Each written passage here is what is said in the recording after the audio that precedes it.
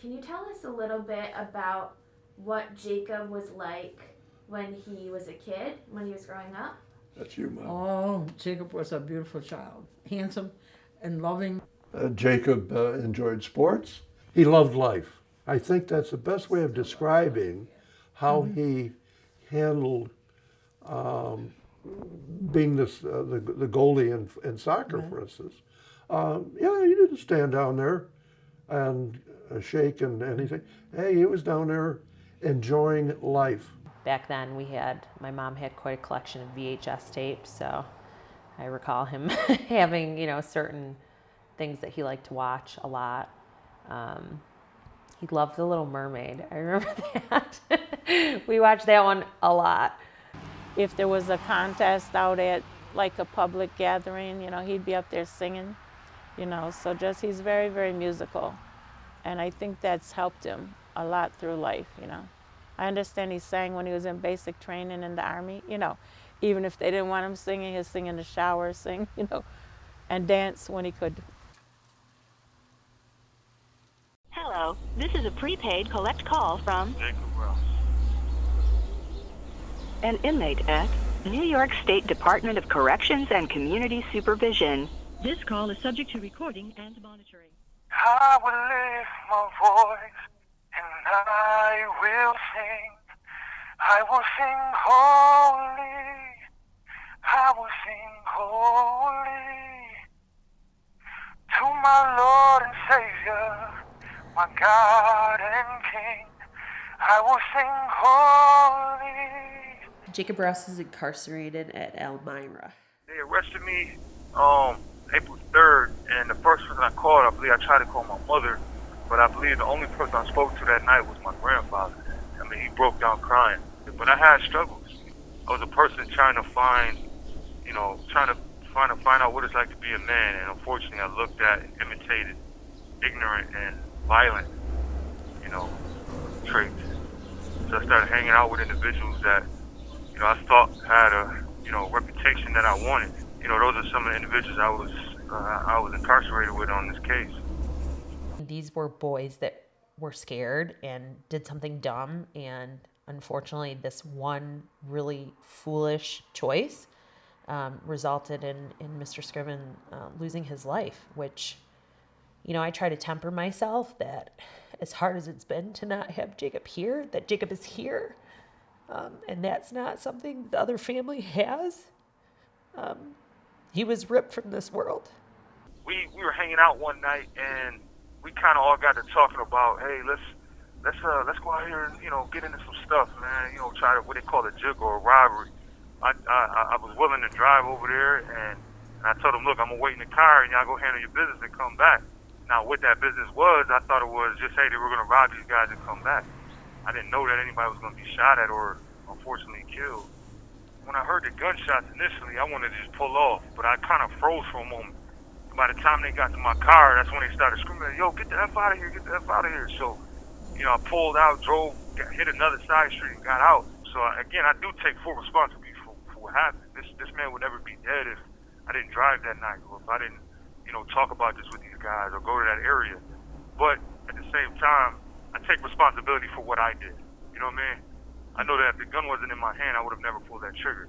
But I know that my actions led to someone's death. And that's something that I'll never get over. I've written several letters to the victim's family about it, apologizing. And I know my words can never make amends, but I want them to know that at least somebody that was responsible for their son's death, had remorse and was apologetic about it, at least, I couldn't sleep at night some days. I started drinking heavily afterwards. I had my own personal issues. I grew up in a single parent household, predominantly Caucasian neighborhood, raised by a white mother.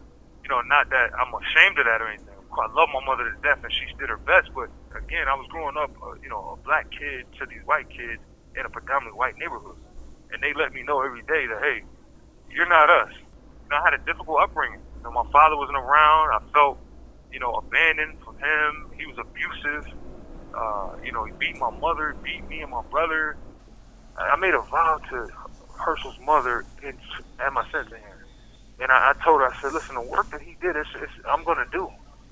said, I'm going to hold you to that. And I'll never forget those words. And I've stuck true to that, you know. There was a youth program right next to the building I worked in.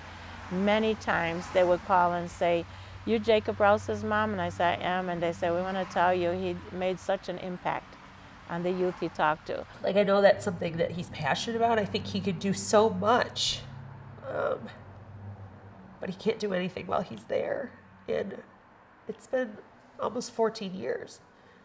I think he's paid his debt, though he can't ever undo what happened. And again, it's not at all lost on me. You know, now life has gotten more complicated for him because now he has a family. And, you know,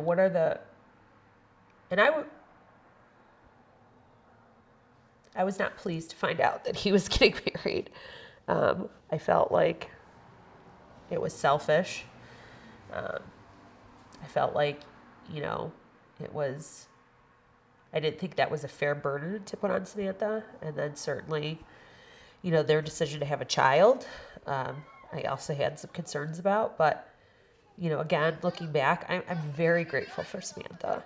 I don't think Jacob could have done this time without her and without her support. And I think, you know, children are always a blessing. But I do worry, like, she's little, but she's going to be, you know, getting older and she's going to need her father.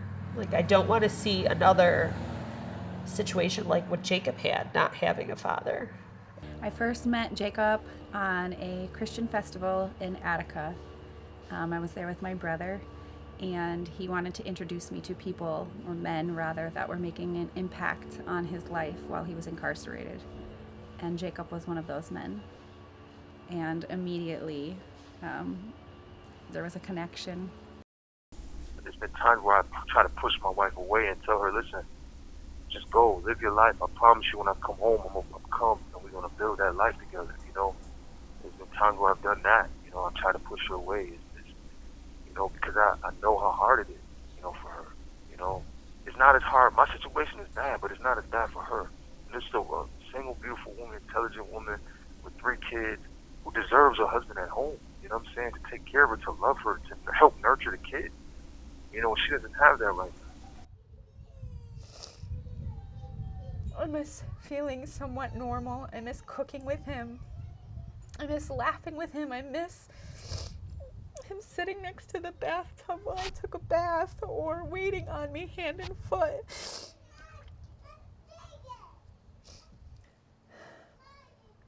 Just loving me, holding me, making me laugh, waking up next to him. All of it. I was diagnosed with Hodgkin's lymphoma, stage 1. I did not decide to do chemotherapy or radiation because our oldest boy, Deegan, has a life-threatening metabolic condition that often requires hospitalizations. And as mom, I'm his advocate, and I was a little nervous about what it would look like. It's hard enough when you're doing everything on your own, and then you add in chemo or radiation that could potentially, you know, zap my energy and leave me nauseous, or not knowing what side effects I might have, or how I could possibly take care of 3 kids and a house and everything that I am doing now, you know, struggling to do on my own now with chemo and radiation. So that's one thing that if Jacob were to come home, we might reevaluate the treatment options. But at this point in time, when you're doing it by yourself, and it's as difficult as it is, to further complicate that with chemotherapy or radiation just didn't seem like a realistic option for me. All day long? It's 10 o'clock. What you mean, boy? That's early for me. You have 1 minute left. Let me say bye to Sophie real quick. I love you, Caleb. I'm gonna talk to you next time, all right?